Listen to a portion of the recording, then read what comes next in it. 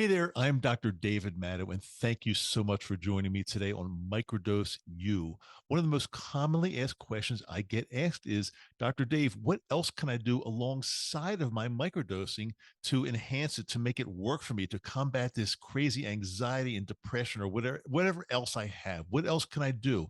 And I've talked to you about so many things and the importance of so many things as far as your health, sleep, journaling in the morning, having a morning routine. We've talked about many, many different things. However, we've never really talked about something that I feel is extremely important. And I'm going to be talking about that today, the importance of gut health and the relationship to mental health. And to do this in the best way I know, I'm inviting my good friend and colleague, Dr. Uchi Odiatu, on today's episode, and we're going to have a really good discussion about gut health and how it relates to mental health, and also and how it relates to a lot of other things. Dr. Odiatu is not only a dentist, but he has dedicated his professional career to studying nutrition, sports, fitness, and a lifestyle, and actually a lot more. He's a dad. He's spoken all over North America, I think all over the world, but at least I know all over North America. I have shared many stages with him. I've known him for at least a couple decades now, and he is just a great guy with incredible positive energy who has helped thousands of people across North America become healthier every single day. So, without further ado, let's bring on Dr. Uchi Odiatu. Enter the world of magic mushrooms with Microdose U. Hey, Dr. Odiatu, thanks so much for being here. Really appreciate it. How are you today? I'm great. I love sharing my passion for all things health with people. So if there's listeners or viewers out there, I am ready, more than ready. Well, guess what? I'm pretty sure we have some listeners and viewers, so I'm ready as well. Let's get right into it. Dr. Odiatu, you know that I do this podcast on microdosing magic mushrooms, and it's really to help my followers just tune in and feel much better and fix their mental health issues. And the most common ones are depression, anxiety, the effects from PTSD, and of course, a lot more. But as I always say to them, everything is connected. There's not just one thing you can do. You just can't microdose. You just can't take an SSRI. You just can't take a pill or pharmaceutical and then hope everything's going to be better. It's a lot more complex than that. And we've gotten into a lot of things here. I talk about sleep a lot. I talk about nutrition. But today, I'm bringing you on because we talk about something that I don't think I've really ever talked about on the show, and that is gut health. So let's get into it. I want to know a little bit about how you got interested in gut health, and also not only was it a personal thing? I mean, did you get into it mainly because you were experiencing some effects from it, or just tell me a little bit about it? Yeah, for sure. My first interest in health was my mom. You know, my mom was a Irish mom. I have a Nigerian father. I always like to say I'm an African leprechaun. Okay, so you should see me on St. Patrick's Day. Okay, but born in England, grew up in England. My mom, for some reason, this is in the 60s, she was passionate about food, and she would tell us why she's feeding us a certain breakfast and explain that if you want to do well in school today, you got to have some fish oil. She talked about protein for muscles. And you might think that was obscure, but it's amazing how those early conversations play out through my teenage years, my 20s, my 30s. And I'm passionate about nutrition. My two younger brothers, older sister, both look great. They're, middle-aged professionals. My brother's a retired police officer. He looks amazing. He's got a second career now as an actor in this whole Hallmark movie thing. So there's something about early food habits that lead to emotional wellness and aging well, which I think you think about gut. Hippocrates said all disease begins in the gut. That's food. I think food is the biggest way to impact gut health. So we talk about gut health and life quality. My mom planted those seeds early with fish oil and brown sugar instead of white sugar. We know now that brown sugar is just, white sugar with a dye job. So, but in the 60s, though, she had that thing about brown sugar is better. So we're often found nutrition could be a little bit off, 20, 30 years later, but the intention was pure. If you want to have a good day, you eat well. And that was profound for a lady with no college education. Interesting. So, one of the first things I think my viewers and listeners are thinking right now, well, I'm watching this or I'm listening to this because I've got depression, I've got anxiety, I've got PTSD, I've got OCD, ADHD. The list goes on and on and on, as you know. Um, Mhm. but before they say, oh, I'm not interested in this nutrition or this gut health thing because I'm just interested in mental health, tell them a reason why they need to stay here and listen because it's connected in a big way. Okay, I'm just looking at all the different studies. You'd be surprised what the science says. I know there's a misunderstanding, just after COVID, everyone thinks bacteria is bad, viruses are bad. But believe it or not, most of the viruses on the planet actually kill bacteria. They're called bacteriophages. And most of the bacteria in your and my body are beneficial. 98% of the single-celled organisms in your and my body are good for us. So there's something about food that can possibly help your viewers and listeners. And what they've shown is you change the way you eat, you change your bacteria. And I was just looking at a study now in Diabetic Medical Journal, and in 2013, so 11 years ago, when they changed and they added more fiber to people's diets over 6 months, they talked about not only do they feel better, flat stomach wise and less bloating, but they also had better moods over 6 months. So mood is everything. When you're in a good mood, you're more likable, you're a more fun husband, you're a more fun friend. So if your mood improves simply by eating more fiber, there must be something about the positive effect on fiber on our body. And it is the bacteria. Bacteria are the single-celled organisms that are most profoundly impacted by our fiber intake. So definitely relevant if someone wants to have more emotional well-being, to tap into these studies that are talking about the advantages of fiber on our bacteria and better mood. Well, how does the typical person out there know if they're doing it right, if they've got good gut health, bad like for example, me. I mean, I think I eat really well. I've really cut down on processed foods. I'm really careful about the amount of food I eat. I try to minimize the foods that we know are not so good for you. But how do I know Mhm. if my gut health is truly good or not? Hey, I would say my naturopathic doctor says our skin is our digestive system's report card, how your skin looks. I've also read that, up to 90% of this, we're going deep already, obviously, up to 90% of the serotonin in our body is made in the GI tract. I have 7 psychiatrists, not personally, as patients. And I'm always asking them, hey, where's serotonin made? And uniformly, they all say here. That's the most profound area when it's not going well. But then they always ask me, how do you know so much? And I said, well, I'm a dentist, but I read tons of nutrition books, and 90 to 95% of serotonin is made in the GI tract. And these are all the current books written by gastroenterological doctors. So you change the way you eat, your body makes better, more serotonin. So there's something about fiber and food intake that comes out in our skin. So if your skin is smooth and you're aging well, you probably have good GI health.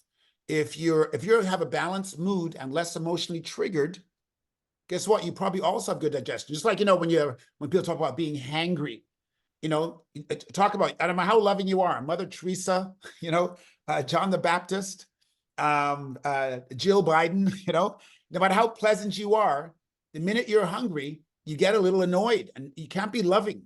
So not having food in your stomach makes you emotionally unstable or more triggered. There must be something about food that can help balance mood. And that's where I think people need to get interested in. So is that intriguing enough for you? Like, does that give you an idea what's happening? Yeah, it definitely does. So mood is a big thing. So it's fairly easy for people to say judge their gauge or judge their moods on a daily basis. But let's go back to skin because skin is pretty interesting. And let's say somebody has decent skin. They don't really notice anything too bad, but occasionally they have a breakout of like either eczema, psoriasis, allergic reactions or something, and redness in their skin. What is that telling you about their gut health? Is there something going on most likely in the gut? And if so, what can they do to improve that? Yeah, great questions. There's about 50 million Americans that suffer from autoimmune diseases, 50 million. And those diseases go all the way from eczema, which you mentioned, psoriasis, rosacea, ankylosing spondylitis, MS, lupus, scleroderma, irritable bowel, not irritable bowel, but ulcerative colitis. So a lot of these things have an immune component. Well, as you talk about the skin, so if someone's having skin issues like eczema, psoriasis, and they've actually shown, this is the gastroenterologist, Emran Mayer out of California and Julia Enders out of Germany. She said that a lot of autoimmune disease is preceded by gut membrane permeability. So, so if someone has lupus, Sjogren's syndrome, ankylosing spondylitis, MS, and you probe and ask them, how's your GI health been over the last 10 years? They'll always say, oh, why do you ask? It's horrible. I get bloated, I get constipation, I get diarrhea. Well, those are all signs that your GI tract is not working well. That, you know, you should swallow food, you should be empowered by it, and when it leaves you, you should have energy. So if you have highs and lows of energy, or constipation, flatulence, dysbiosis, then gut membrane permeability often precedes autoimmune disease. So I know I'm getting technical really quickly, but a lot of autoimmune disease, though, is preceded by gut issues. So it's very important if you want to have a more healthy, balanced physical life and skin health, is to manage your gut. Okay. You know, it's interesting because I'd say even 10 to 20 years ago, I had some psoriasis breaking out. It was really frustrating because no matter what I did, I couldn't really control it. It wasn't terrible, but it was bad enough that I knew something was wrong. And my dermatologist would always just say, "Oh, you know, just rub some ointment on it. You're gonna, you know, some steroid ointment. You're going to be fine. It's not that bad." Blah blah blah. But I knew really deep inside there was something else going on. And so what I tried to do, Uch, was I eliminated gluten, or as much gluten as I could from my diet. And I know you're probably not going to be surprised at this, but within 3 to 4 months, it was basically, my psoriasis was basically 99.9% gone just from removing gluten. And why didn't a dermatologist ever tell me that?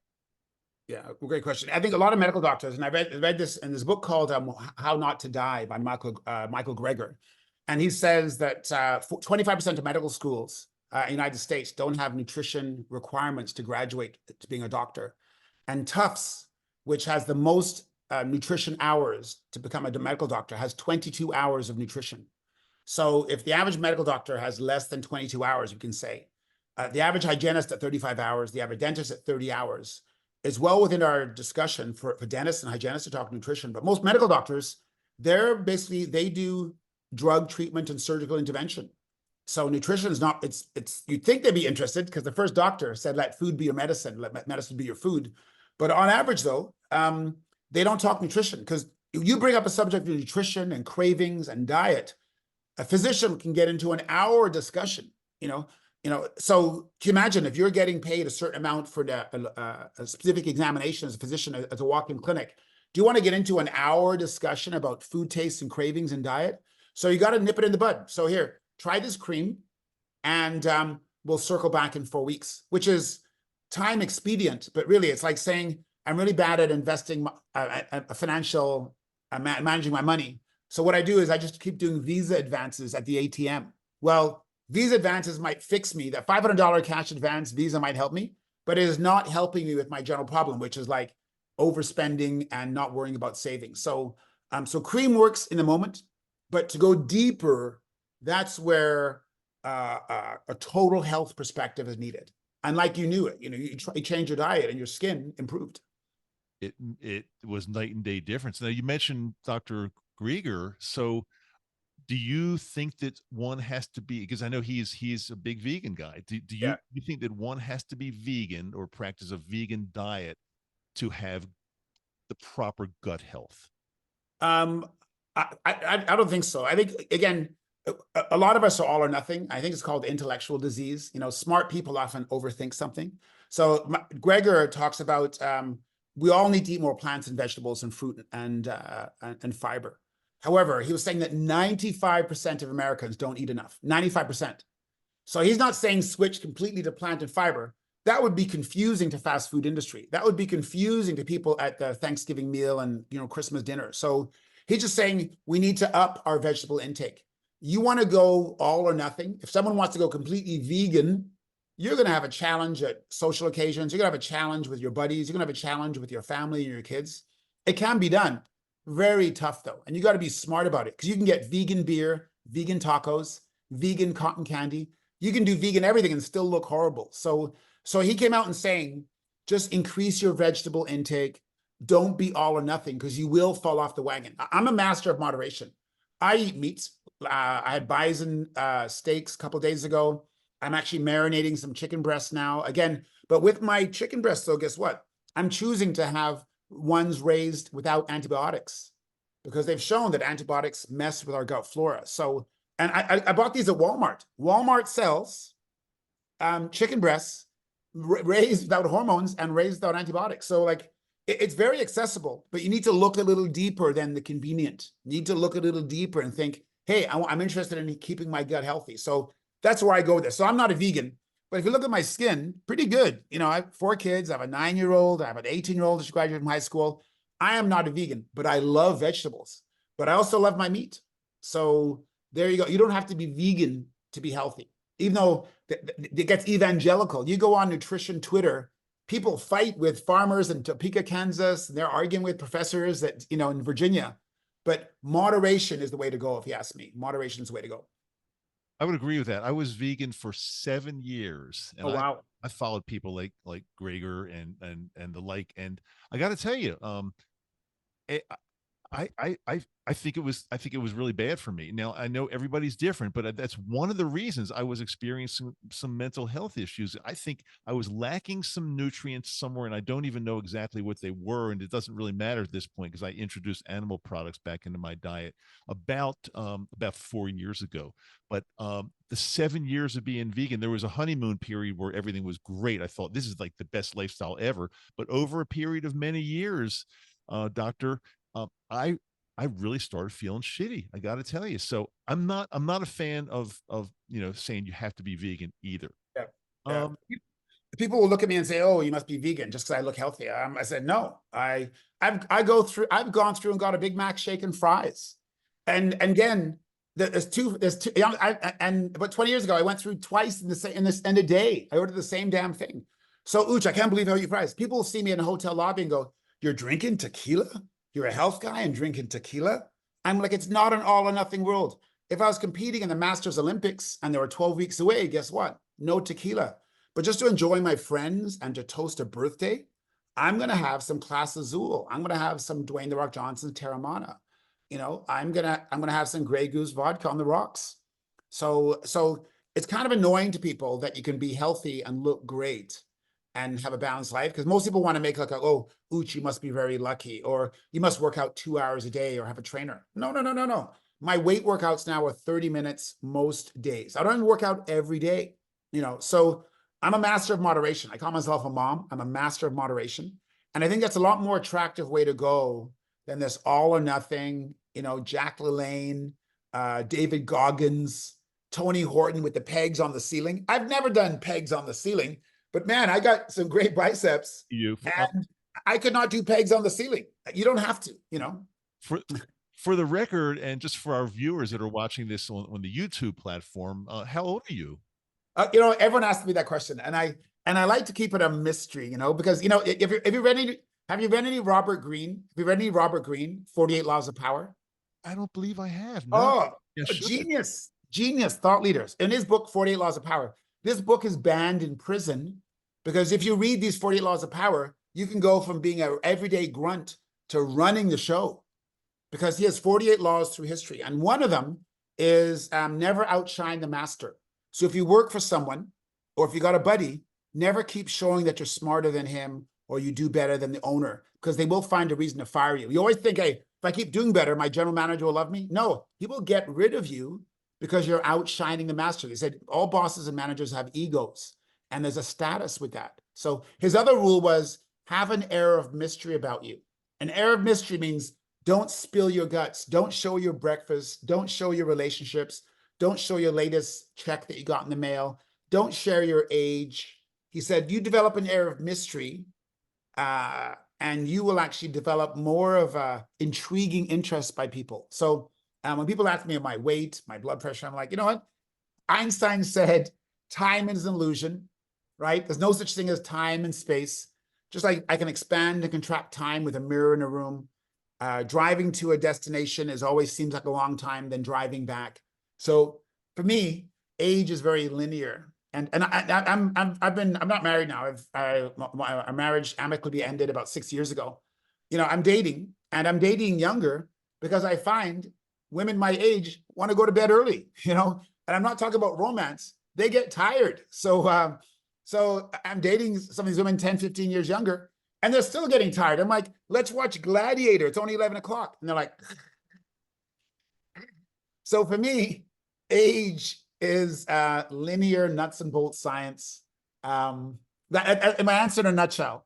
I take the fifth on that one. Okay. So So I think you made your point, and not only did you make your point, but I think you're a very, very wise man, and I'm going to take some advice from you, and I'm gonna start keeping a few more things private and confidential, Ooch, because there's a little bit of a air of mystery in it, which might be a little bit better. So I love it, and I totally respect the fact that you don't want to talk about some of the things that I ask you. So that's totally fine. But I did see you the other day. I think it might have been on one of the social media, streams.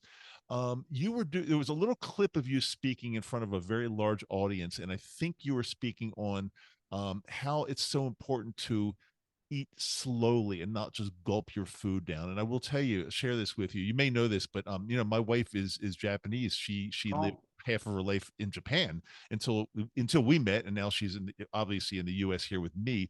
But she okay. has always said to me, David, you're eating way too fast. And I always say, I give her a hard time because she eats so slowly. But dinners end up being like an hour and a half to 2 hours.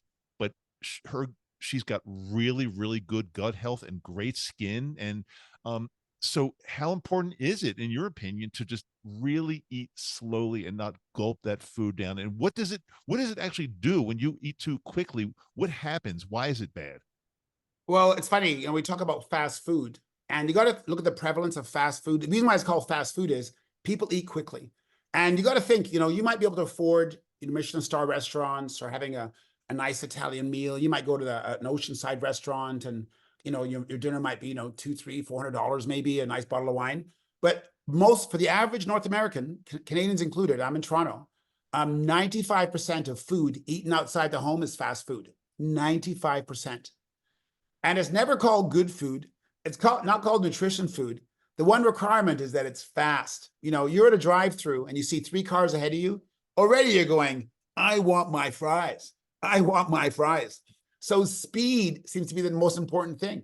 So you got to think, I always think there's a book called Sapiens by David Harari. And he talks about the fact that you and I are more like cavemen than we are modern creatures, And back 1,000,000 years ago, before fire was invented and they cooked meat, we grazed and ate all day long. You know how hard it was? A lot of ancient cavemen were tiny. They were 3, 4, 5 feet tall, not anywhere near. The average Danish or Dutch man now is 6'1". We were tiny. We were eating raw plants, herbs, and greens, and we grazed all day, slowly. We ate very slowly.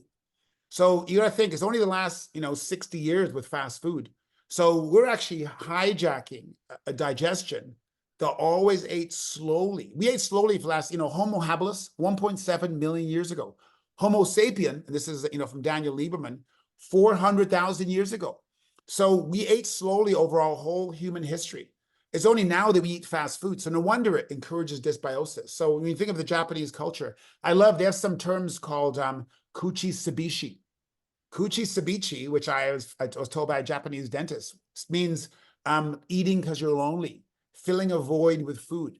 So when you come home from work and you didn't have a satisfying day, no one ever says, I wouldn't mind having some kale and walnuts.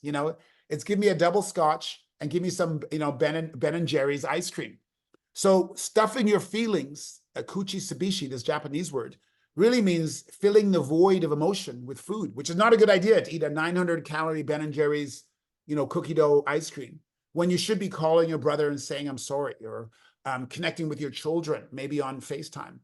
So I love what your wife is saying. And I'm sure one of the reasons why you're probably going to live another decade longer is because you've married well. You've married someone that loves you. And I always say, if your wife is encouraging you to eat better, it means she hasn't looked at your life insurance policies. But I don't mean just, but I don't mean just, I'm not even talking about healthier food, Uch. I'm talking about Slow. sit down and have a nice, nice, nutritious meal, but she claims I just eat it too quickly. So what are the benefits to slowing Okay. down and eating that meal much, much slower than the average, North American would just gulp, even if it's healthy, gulp Okay. that healthy food down. So people often think digestion starts in your stomach. It actually starts in your mouth with lysozyme and digestive enzymes, that amylase, which helps digest carbohydrates. But guess what the experts now saying? Digestion starts when you look at food. You look at the meal and take time for grace. So grace might seem like a spiritual subject, but think about it. When you're saying grace, the food's emanating into your nose, and they talk about the nose going straight to your brain, the messages. So right away, the brain gets messages. Oh, it's pasta, or it's Italian sauce, or there's broccoli, or there's beef. Now the stomach starts making the right amount of hydrochloric acid, the right amount of digestive enzymes, just because you're smelling it and looking at it.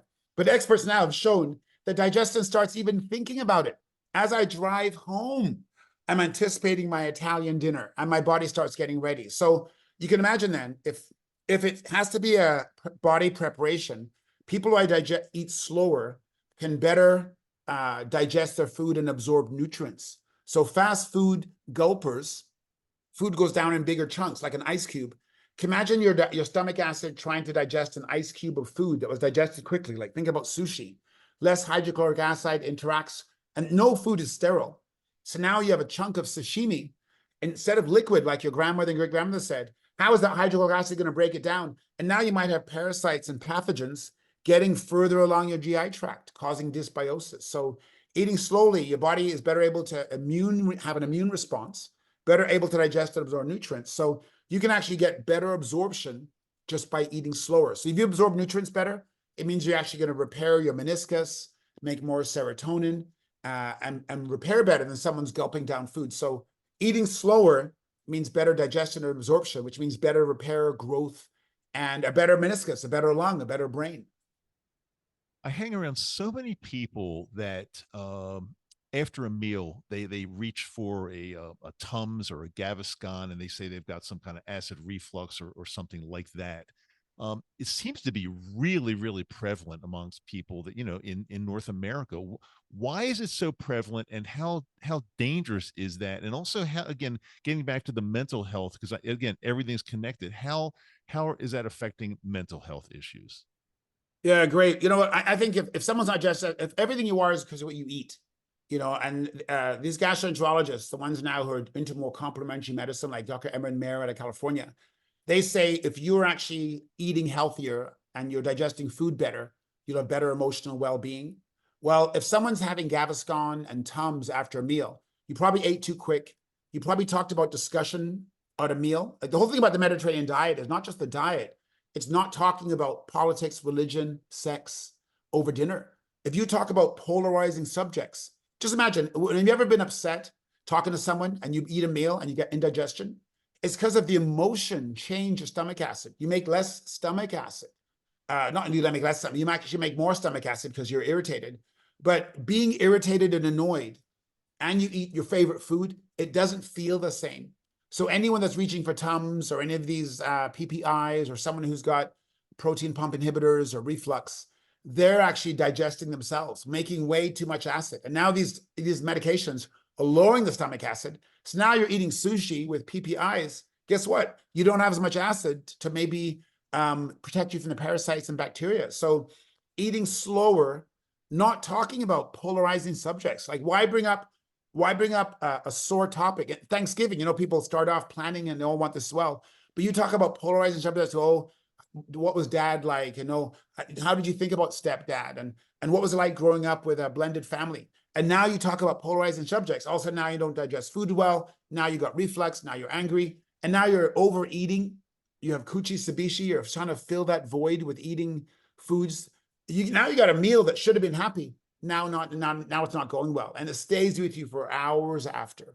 So someone who's not digesting food well is not going to be medically sound, but also not going to be good emotionally. And it's because they ate too quick. But on top of that, they talked about polarizing subjects. So there you have it. There's a perfect storm for post meal, stomach upset by eating fast and talking about polarizing subjects. So if somebody did not make any change other than talking about more peaceful things and eating slower while they're eating, would that how much of an would that really make a tremendous impact if you just change the conversation during a meal? That would have that much of an impact, you're saying? Yeah, that's so beautiful. I think everyone's looking for like this for that. Like, what probiotic do I take to look younger? What do I take to get rid of my IBS? What we do know is, when you think of the Okinawans and the blue zones, and these people, there's 5 places in the world that people live till 100, and they don't talk about supplements and vitamins. They do talk about quality of life. They talk about mood. They talk about mindset.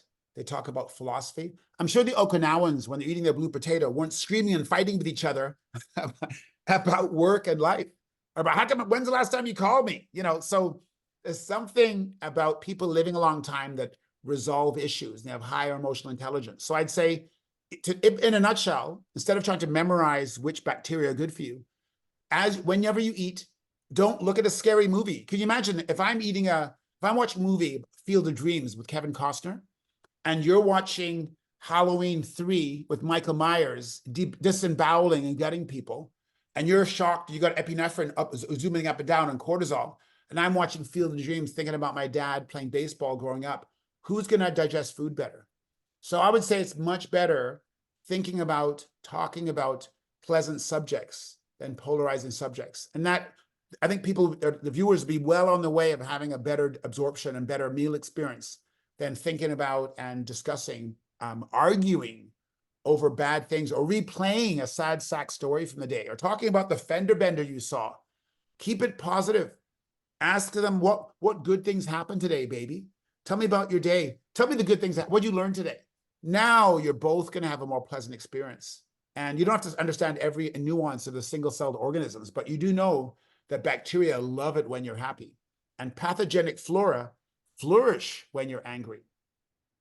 That's really interesting. And one of the things I've been teaching my followers for quite some time, ever since I started this podcast, actually, is that, especially if you're experiencing some mental health issues, when you, at the very beginning of your day, like it's basically as soon as you wake up, put something on either YouTube or listen to a podcast, look at or watch or listen to something that's funny, something that's actually going to make you laugh.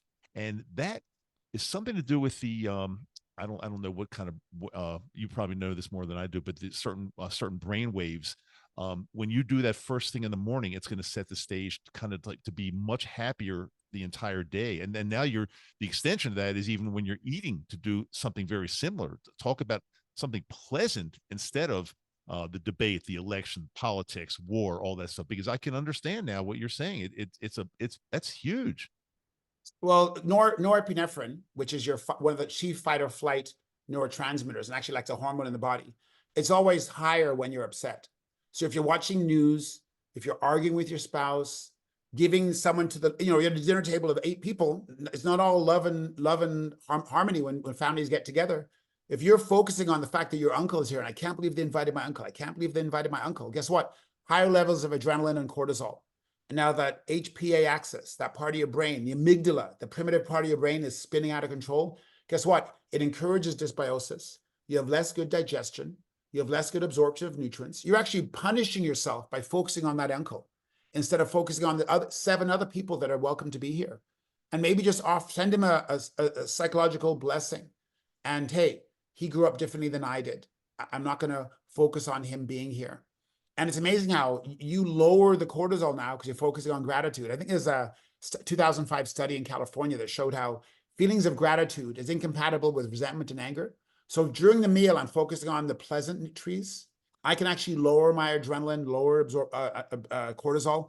And now I have different pathogenic flora flourishing. Instead of the pathogenic flora like C. difficile and E. coli and H. pylori, I'm actually encouraging the lactobacillus and the bifido, which allow for better absorption. So you can actually change the numbers of bacteria in your system and support more beneficial flora simply by focusing on the gratitude. So it doesn't change what our grandmothers and great grandmothers have said, count your blessings before bedtime. they didn't know about the microscope and probiotics, but we do know the science now says focusing on your blessings, being grateful, definitely lowers epinephrine, lowers cortisol, encourages melatonin, and encourages more beneficial flora. So it hasn't changed what's good for us. Being grateful, eating slowly. But the science now talks about bacteria and different levels of bacteria that can flourish under those circumstances. Well, this part is not really food related, but you and I have known each other for quite some time. You've spoken at a lot of my conferences. We've seen Yeah, each other on the road speaking at this, same conferences. And yeah. one thing I've noticed about you over many years, Dr. Odiatu, is that I have never heard you say a bad thing about anybody else. You don't gossip. If somebody tries to like get you to say something bad, you'll always say something like, well, we're all different, or something like that. So you've got a real positive attitude, no negativity. And like you said, talked about that uncle at the table, you will not focus on the bad things, but you'll say something good. And I'm just wondering how much that um lifestyle, that habit, helps you with mental health, and also everything's connected, so mental and physical health over many years. Yeah, thank you, David. It's a nice testimonial. It's incredible. I think it's all starting from my mom. She definitely had a Pollyannic rose-colored glasses approach, and I see how it plays out in everything. I remember reading a book on if you have daughters, technically you represent friendship to your daughters. Your mother can't leave. Your mother has to be a good mom, but dad represents maleness, and it says if you're a dad with daughters, you have an obligation to be your daughter's first friend. And I've read recently in relationship discourse on Instagram that if the dad was the first male that broke a girl's heart, it's a wound that takes a lot of counseling and repair and awareness as an adult, not to keep replaying that relationship. So I've learned early on that instead of focusing on the negative, it does not help you. Just like, Tony Robbins tells a story of a race car driver. If you're spinning out of control, focusing on the one telephone pole not to hit is the guaranteed to hit that telephone pole. So there's something about focusing on what's going well, what's grateful about, what's blessed in my life. Because they say two opposing emotions can't exist in your brain at the same time. So if I want to be happy and have a better mood, I'm going to focus on what's going well. Even if you and I were stuck in an elevator and we only about 2 hours of oxygen and it was warm, the thing that won't help us is arguing over how much air we have left and how hot it is. And everything, we're going to breathe faster and use up the oxygen. So I firmly believe that focusing on what's going well and our blessings has a physiological effect in our body. And that plays out in the lobby when people see me, or in the conference hall, or in the trade show, or on the plane. You'd be surprised how many people actually come up to me and say, I've been watching you. And it's amazing how they didn't have a meal that you wanted on this flight, and you said, that's okay, I'm just gonna have a tea. And most people freak out. I'm sitting in business class and you have no more chicken cacciatore, So I don't know. I firmly believe being consistent is everything. It doesn't mean I don't have my freakouts, I'm just saying that most of the time you'll find me being happy. And I acknowledge my mother's influence and my dad's influence on that, because again, he was another peaceful warrior. He was another guy that talked about books and reading and being temperate in your response. So thank you. I appreciate that compliment. And I really mean that. I've observed that about you for many years. But it's interesting what you just said. I think for some reason, since I've been on this journey, I've noticed over the past few years that I just let things go. Whereas many people would even say to me, "Well, why didn't you get pissed off about that? You should have given them a hard time. No, they took advantage of you." And I would say my answer to them would be, something, no, it doesn't really matter.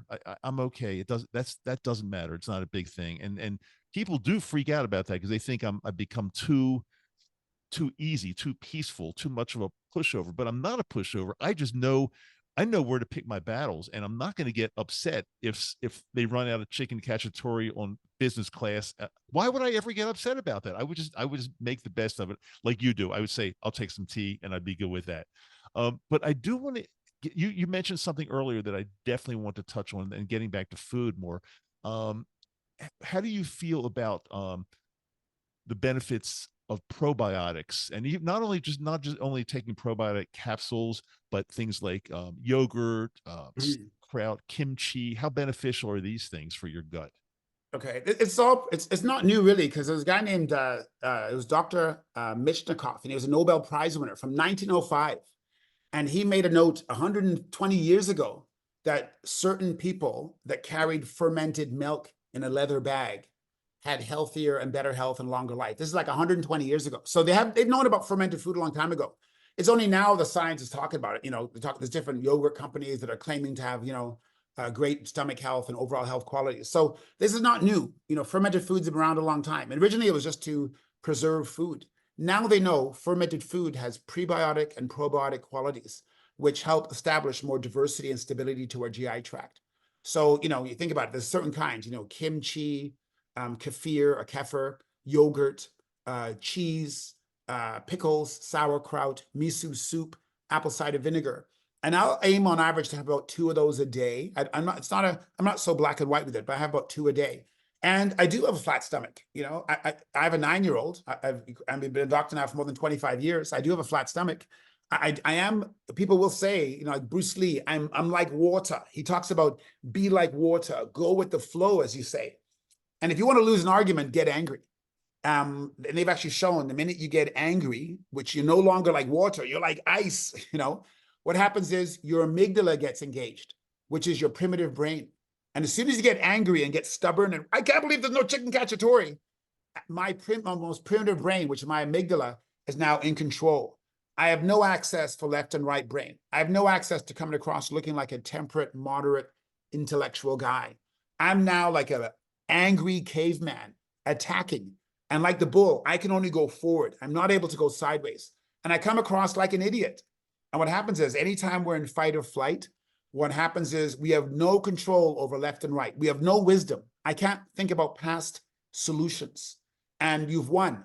And in a football game, you make someone angry, they make bad decisions. In boxing, you make someone angry, now they're going to lose a fight. George Foreman lost the fight in the jungle, in the rumble in the jungle, because Muhammad Ali made him mad by whispering in his ear, and he gasped out, and he beat him in 1975. So by being moderate, by being temperate, and one of those ways, obviously, is by staying calm, focusing on the gratitude, but by eating fermented foods, it fosters good flora, which now they say about out of the thousands of metabolites in our body, 40% are made in the GI tract.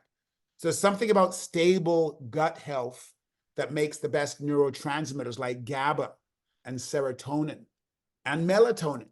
So eating diverse foods, eating fermented foods, kimchi, kombucha, definitely lends itself to diverse gut health, which are responsible for 40% of the circulating metabolites. That's a massive, almost half the metabolites circulating in your and my body is made in the gut.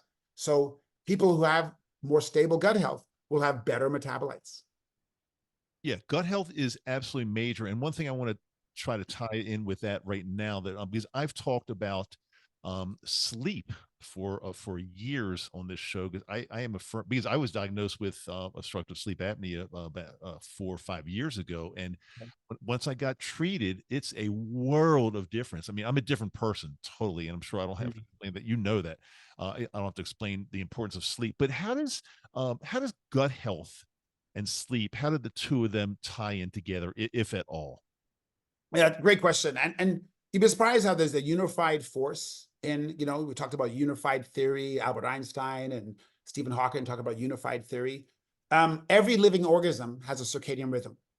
And like the earth turns at 24 hours to go completely circle, we have a circadian rhythm that's 24 hours, actually in 15 minutes. Worms have a circadian rhythm. Animals have a circadian rhythm. This biological clock, this cycle, guess what? Bacteria have a circulating rhythm. There's a light and dark cycle. Bacteria know 3 o'clock in the morning, why are you up? 1 o'clock in the morning, why are you up? These bacteria like it when you rest. And they've actually shown now that during dreaming, these bacteria often come alive and they impact the part of your brain called the insular cortex.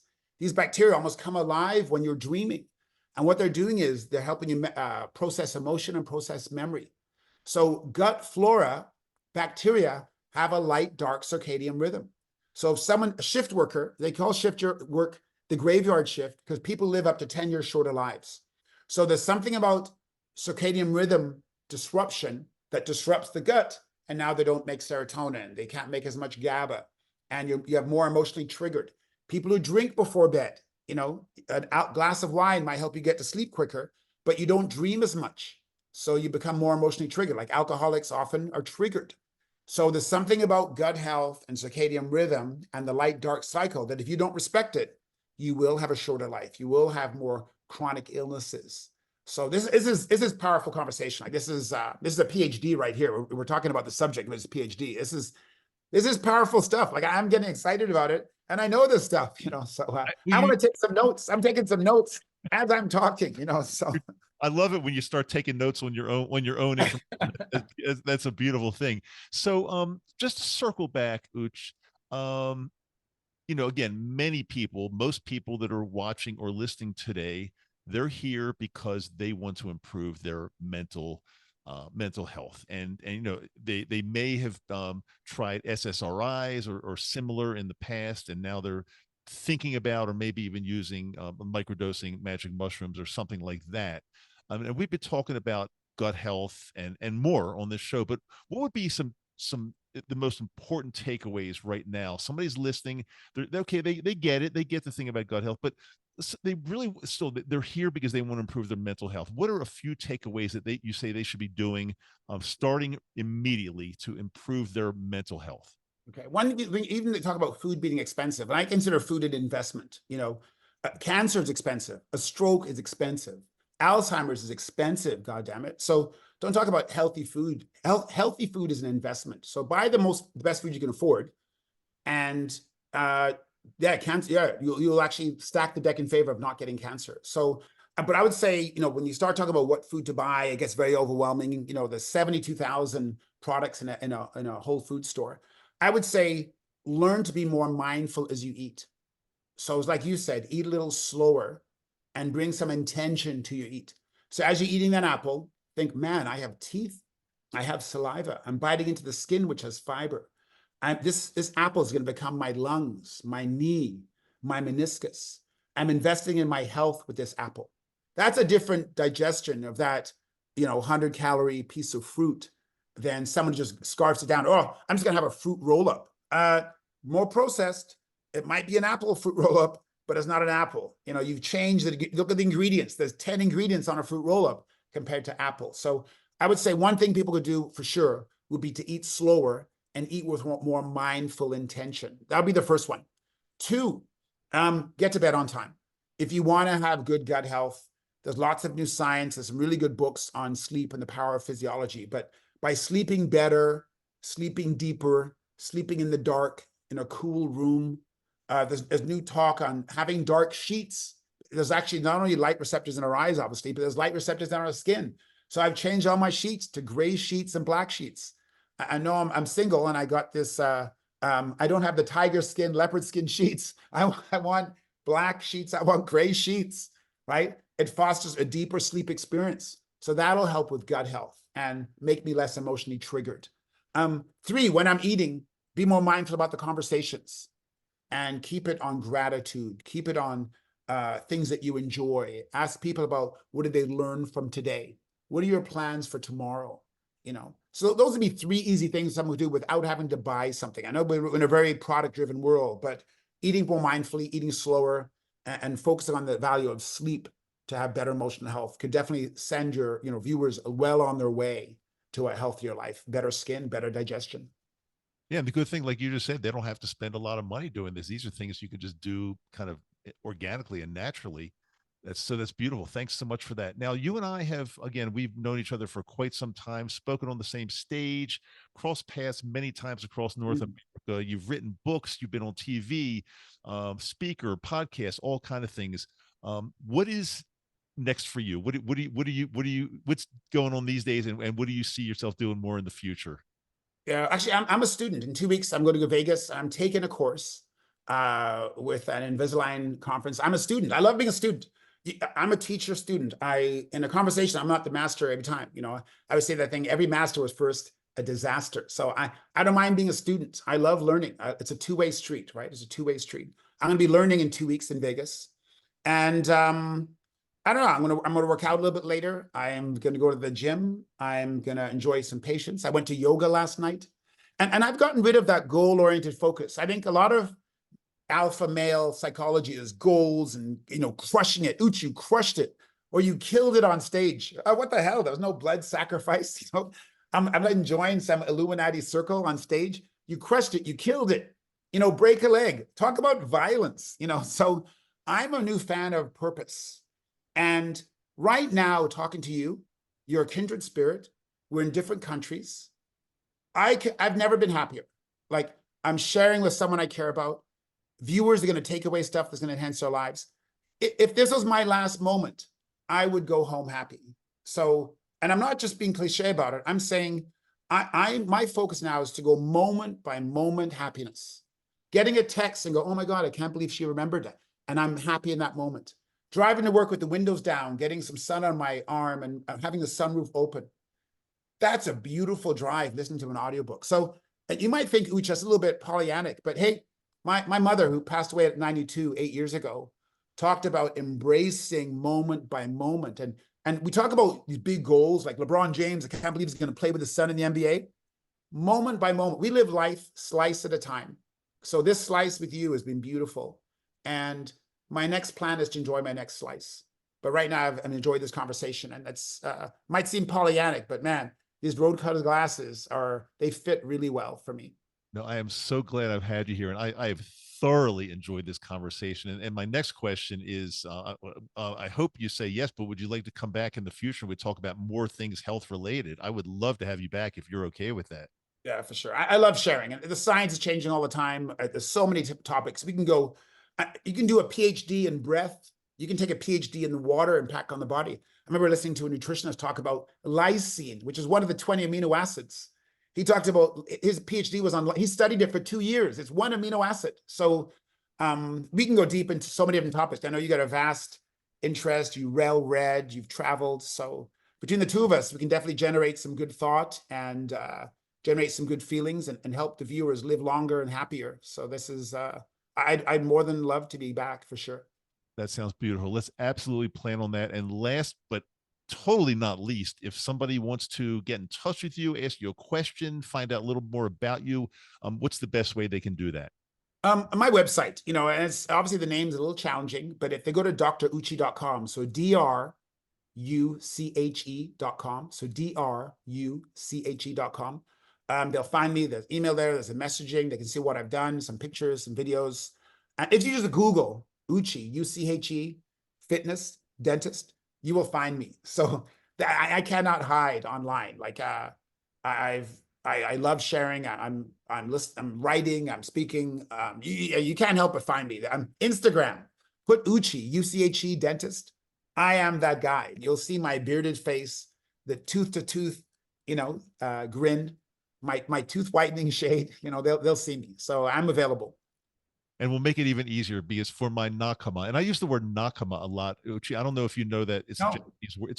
So you might like this one. It's a Japanese word that means kind of like our tribe, there's no exact translation, but our tribe, our family, our group of people that we're all like-minded. So I'm gonna for our nakama here, I'm gonna also put your information in the show notes as well, so people will absolutely find you. So hey, listen, I want to thank you so much for being here. Great to see you again after a little bit of time here. You're looking great, even though you won't reveal your age. And keep it mystery. Keep the mystery, right? Totally get that. But thanks for being on the show today, and we will definitely have you back, Ooch. Thanks so much. Been a pleasure.